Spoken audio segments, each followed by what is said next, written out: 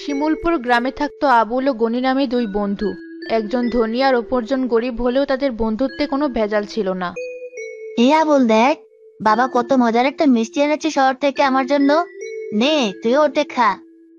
মিষ্টিটা দেখতে তো অনেক মজার মনে হচ্ছে, খেতেও বোধহয় অনেক মজার হবে। এত দামি মিষ্টি আমি খেতে পারবো না, তুই খা। তোর জন্য এনেছি আমি, চুপচাপ খেয়ে নে। আর কথা বলিস না, জানিস না আমি তোকে না দিয়ে কোনো কিছু খাই না। ঠিক আছে, খাচ্ছি আমি, তুই রাগ করিস না। কেমন লাগলো খেতে? খুব মজার খেতে। তুই আছিস বলে আমি মাঝে মধ্যে এমন মজার খাবার খেতে পারি, নয়তো আমার গরিব কৃষক বাবার দ্বারা জীবনেও সম্ভব না আমাকে এমন দামি খাবার দেওয়া। আমার মা সবসময় বলে ভাগ্যই আসল। এই দেখ, আমার ভাগ্য ভালো বলে আমি এই গ্রামের সবচেয়ে ধনী পরিবারে জন্ম নিয়েছি। যখন যা খেতে ইচ্ছে হয় তাই খেতে পারি। দামি জামা থেকে শুরু করে দামি জুতো, সাইকেল সবই পাই। আর তোর ভাগ্য খারাপ বলে গরিব পরিবারে জন্ম নিয়েছিস। এসব তো দূরে থাক, দুবেলা ঠিকমতো খেতেও পাস না। তাই সৃষ্টিকর্তা যদি তোর ভাগ্য পরিবর্তন করে, তাহলে আমার মতো পেতেও পারিস এসব। কিন্তু আমার মা বলে ভিন্ন কথা। তার কাছে মানুষের কর্মই আসল। যে যত পরিশ্রম করে ও সফলভাবে নিজের কাজ সম্পাদন করে, সেই নিজের ভাগ্য পরিবর্তন করতে সমর্থ হয়। এমনটা হলে তো তোর কৃষক বাবাই হয়তো সবচেয়ে সফল, কিন্তু বাস্তবে হয়েছে তার উল্টোটা। তোর মার কথাই ভুল, আর আমার মার কথা ঠিক। তার প্রমাণ তুই নিজে দেখতে পাচ্ছিস।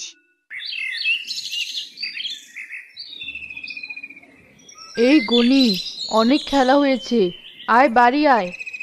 ওই দেখ, বাড়ি থেকে না বলে বের হয়েছি বলে মা আমাকে খুঁজতে খুঁজতে এখানে চলে এসেছে। আমি যাই তবে, কাল স্কুলে চলে যাস সময় মতো। ঠিক আছে, তুইও চলে আসিস।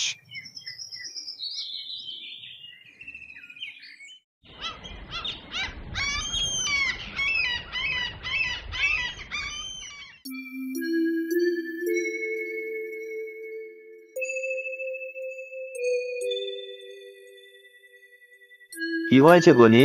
কিছু বলতে যাও আমাকে? জি, আপনি অনুমতি দিলে আপনার কাছে একটা জিনিস জানতে চাইতাম। ঠিক আছে, বলো কি জানতে চাও। মানুষ কোনটা দ্বারা সফলতা পায় জীবনে, কর্ম নাকি ভাগ্য? বড়ই জটিল একটা প্রশ্ন করেছো এই বয়সে। এর সোজাসাপটা উত্তর দেওয়া সহজ হবে না। জানি না তোমরা বুঝবে কিনা। এই প্রশ্নের উত্তর জানতে হলে জীবনকে আগে দর্শন করতে হবে, যেটা করার সুযোগ তোমরা কেউ এখনো পাওনি। মাস্টার সাহেব, আপনি আপনার মতামত দিন এ বিষয়ে। আমরা বুঝতে পারবো আপনার কথা, এবং আপনার মতামতকে সম্মান করব। আমরা সবাই আপনাকে শ্রদ্ধা করি যেহেতু। ঠিক আছে, শোনো তবে। এক এক মানুষের কাছে সফলতা বলতে এক এক জিনিস। কেউ দুমুঠো ভাত ডাল খেয়ে নিজের পরিবার নিয়ে শান্তিতে থাকতে পারলে নিজেকে সফল ভাবে। আবার কেউ কোটি টাকা পেলেও ব্যর্থ হতে পারে, যদি তার মনে শান্তি না থাকে। তোমাদের আগে ঠিক করতে হবে তোমরা সফলতা বলতে কি বুঝো। দুটোই চাই আমি। তাহলে তো কর্ম আর ভাগ্য দুটোই লাগবে। অনেক মানুষ আছে যাদের ভাগ্য অনেক ভালো, তারা তেমন কোনো কর্ম না করে অনেক সহজেই পেয়ে যায় সব। কিন্তু ভাগ্যবান মানুষ খুব কমই আছে এই দুনিয়াতে। যারা সফল মানুষ আছেন, তাদের মুখের কথা শুনলেই বুঝবে তারা কি পরিমাণ পরিশ্রম করেছেন সেই পর্যন্ত যাওয়ার জন্য। তা ঠিক আছে, কিন্তু আমার ওদের কাহিনী শুনে কি হবে? আমি তো সোনার চামচ মুখে নিয়ে জন্মগ্রহণ করেছি। আমার তেমন কর্ম না করলেও চলবে। তা ঠিক আছে, কিন্তু একটা কথা কি জানো? ভাগ্য সবসময় সহায় নাও হতে পারে। আর নিজের কাজে অবহেলা করলে ভাগ্য ভালো হওয়ার বদলে খারাপ হওয়ার সুযোগই থাকে বেশি। অন্যদিকে সঠিকভাবে পরিকল্পনা করে কাজ করলে খারাপ ভাগ্য ভালো হওয়ার সুযোগ বেড়ে যায় অনেক। তাই সবকিছু ভাগ্যের হাতে ছেড়ে না দিয়ে নিজের মতো কর্ম করে যাওয়া উচিত। জি মাস্টার সাহেব, আমার মাও একই কথা বলে। আমিও একদিন প্রমাণ করে দেব যে চাইলে কর্মের মাধ্যমে সফলতা অর্জন করা সম্ভব। আমি জানি তুমি পারবে সফল হতে। একদিন সবাইকে দেখিয়ে দেবে যে কর্মের দ্বারা ভাগ্য পরিবর্তন করা সম্ভব।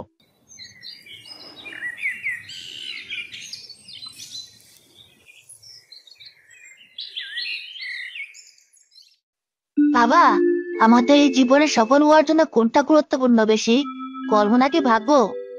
অবশ্যই ভাগ্যের। কর্ম করে তারা যাদের ভাগ্যে কিছুই জোটে না। এই যেমন দেখো, আমাদের আশেপাশে কত কর্মচারী আছে। এরা সারা জীবন আমাদের জন্য কর্ম করে যাবে, এমনকি তাদের ছেলেমেয়েরাও। এত কর্ম করার পরও তারা কখনো সফলতা দেখবে না, তাদের ভাগ্য নেই বলে। আর আমি কিছু না করে ওদের থেকে সফল হব? হ্যাঁ হবি। কারণ তোর বাপ দাদা 14 গোষ্ঠীর যে জমি আছে তা তুই চাইলেও সহজে শেষ করতে পারবি না। তুই আমার ছেলে হয়ে জন্ম নিয়ে এমনিতেই প্রমাণ করে দিয়েছিস যে তুই কত ভাগ্যবান। তোর আর কষ্ট করে কোনো কর্ম করার প্রয়োজন নেই। সত্যি বাবা, আমিও মাঝে মধ্যে তাই ভাবি, আমি যদি তোমার ছেলে হয়ে জন্ম না নিয়ে আবুলের মতো করে জন্ম নিতাম, না জানি আমাকে কতই পরিশ্রম করতে হতো শুধু সামান্য দুবেলা ভাতের জন্য। আর এখন তুই কত আরামে আছিস আমার কাছে। শোন, ওসব ছোট করে মানুষদের সাথে কম মিশবি, বুঝলি? ওদের সাথে মিশে ওদের মতো চিন্তা ভাবনা করার দরকার নেই। তুই জমিদারের ঘরে জন্ম নিয়েছিস, জমিদারের মতো বসে খাবি। অত কাজ নিয়ে তোর মাথা কামানোর দরকার নেই। হ্যাঁ বাবা, তুমি একদম ঠিক বলেছ। মিশবো না আমি আর ওর সাথে আগের মতো। ও শুধু শুধু উল্টাপাল্টা কথা বলে আমাকে ওর মতো বানাতে চায়। গনি আর আবুলের বয়স বাড়ার সাথে সাথে তাদের দুজনের মাঝে দূরত্বও বেড়ে গেল।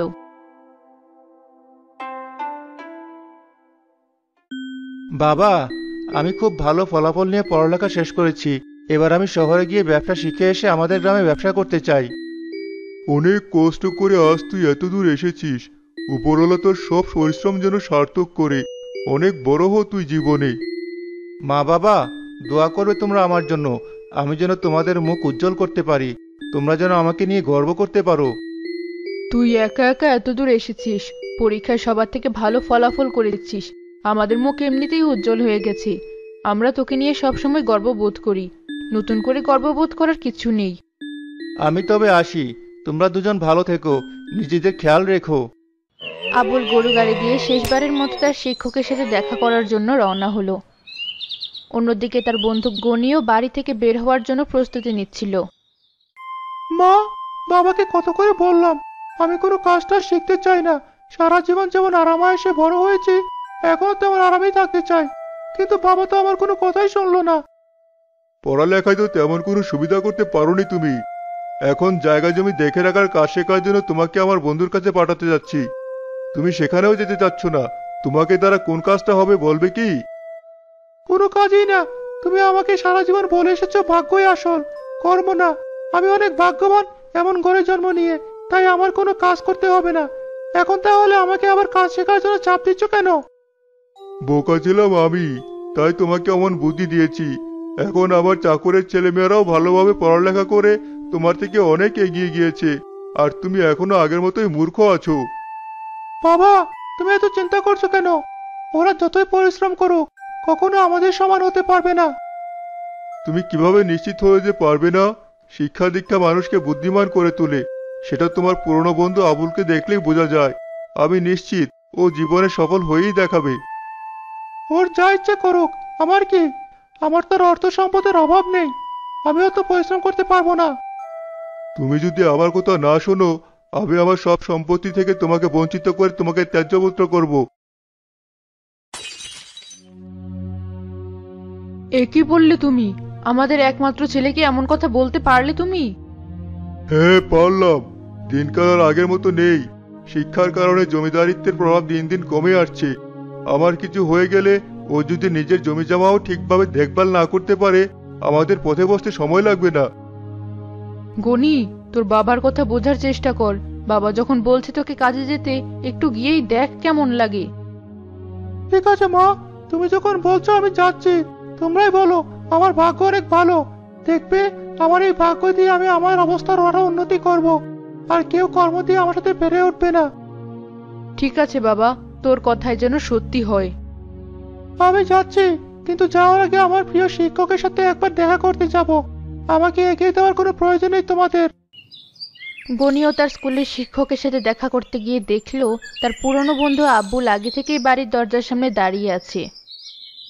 কিরে, তুই এতদিন পরে এখানে কি মনে করে এলি? সেটা জেনে তোর কি কাজ? তুই কিসের জন্য এসেছিলি সেটা আগে বল। আমি কাজ শেখার জন্য শহরে যাচ্ছি। কবে না কবে আসি, তাই ভাবলাম যাওয়ার আগে মাস্টারমশাইয়ের সাথে একবার দেখা করেই যাই। ও, আমার সাথে একবার দেখা করে আসলেও পারতি। তুই তো তোর জমিদারি আরামায়েশ নিয়ে ব্যস্ত থাকা মানুষ। আমাদের মতো গরিবদের সাথে মেশার সময় তো আর তোর হাতে নেই। তা তুই কিসের জন্য এসেছিস? আমিও শহরে যাচ্ছি জমিদারির কাজ করবার শেখার জন্য। ফিরে এসে আমি আমাদের সম্পদের পরিমাণ আরো বাড়াবো, তুই দেখে নিস।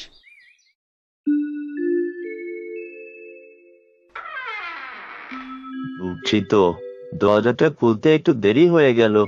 বুড়ো মানুষ আমি, লাঠিতে ভর করে খুঁড়িয়ে খুঁড়িয়ে দরজা পর্যন্ত আসতে অনেক সময় লেগে যায়। সমস্যা নেই মাস্টার সাহেব, আপনাকে অনেকদিন পর দেখতে পেয়ে আমরা খুশি। আরে, তোমরা দুজনেই আমার সাথে দেখা করতে এসেছো দেখি। বেশ ভালো লাগছে এতদিন পর তোমাদের দুই বন্ধুকে একসাথে দেখে। জি মাস্টার সাহেব, আমাদেরও। তা কি মনে করে এত দূর থেকে তোমরা আমার সাথে দেখা করতে এলে?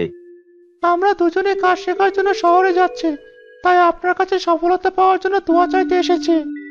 ও, শুনে ভালো লাগলো। আশা করি ভাগ্য তোমাদের সহায়ক হবে আর তোমরা আরো বড় হবে জীবনে। ধন্যবাদ মাস্টার সাহেব, আমরা তাহলে চলি। ছোটবেলায় বলেছিলাম কর্মের মাধ্যমে একদিন সফল হয়ে দেখাবো, সেই উদ্দেশ্যেই রওনা হলাম। আর আমিও বলেছিলাম ভাগ্যের মাধ্যমে শুধু সফল হওয়া যায়, সেই কথাটা এবার প্রমাণ করে দেখানোর পালা। দুজনে সেখান থেকে বের হয়ে তাদের কাজের উদ্দেশ্যে রওনা দিল। আবুল গিয়ে উঠল তার এক শিক্ষকের বাড়িতে, আর গনি গিয়ে উঠল তার বাবার বন্ধুর বাড়ি।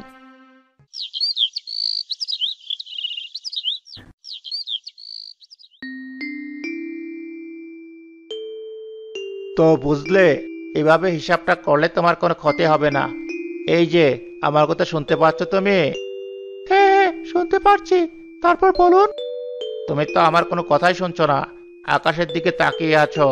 আর বলে কি হবে, এমনিতে 1 বছর চলে গেছে, আর 1 বছর বাকি।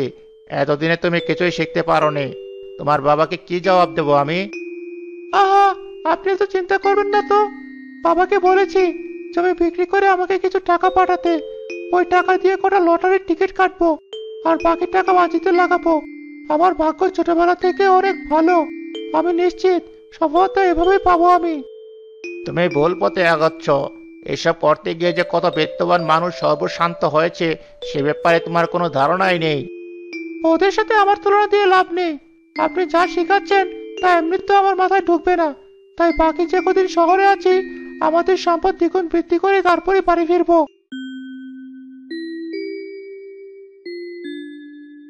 তোমার গবেষণা সফল হয়েছে।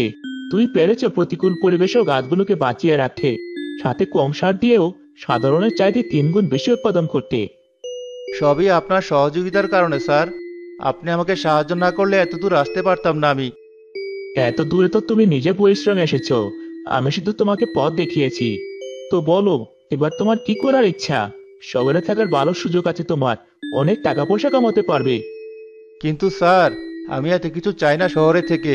আমি সবসময় চাইতাম আমার বাবার মতো গরিব কৃষকদের কষ্ট যেন একটু হলেও লাঘব করতে পারি। সৃষ্টিকর্তা আমাকে এতদিনে সেই সুযোগ দিয়েছেন, সেটা আমি বৃথা যেতে দিতে চাই না।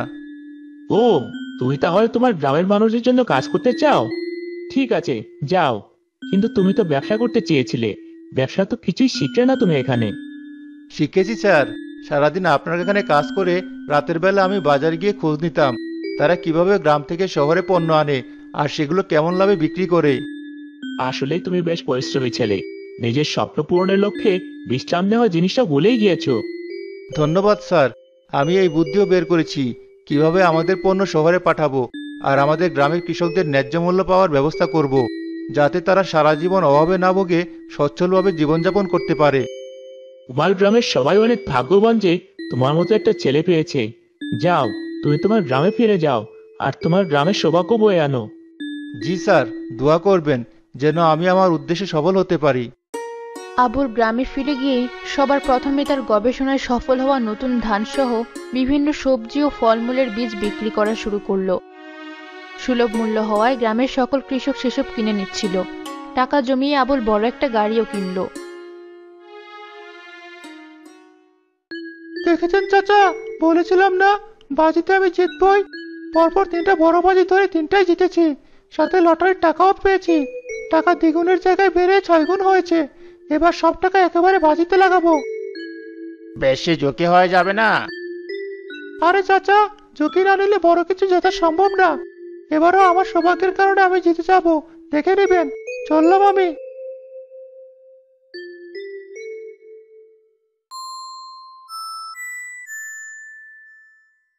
ও, তুমি এসেছো কোনি?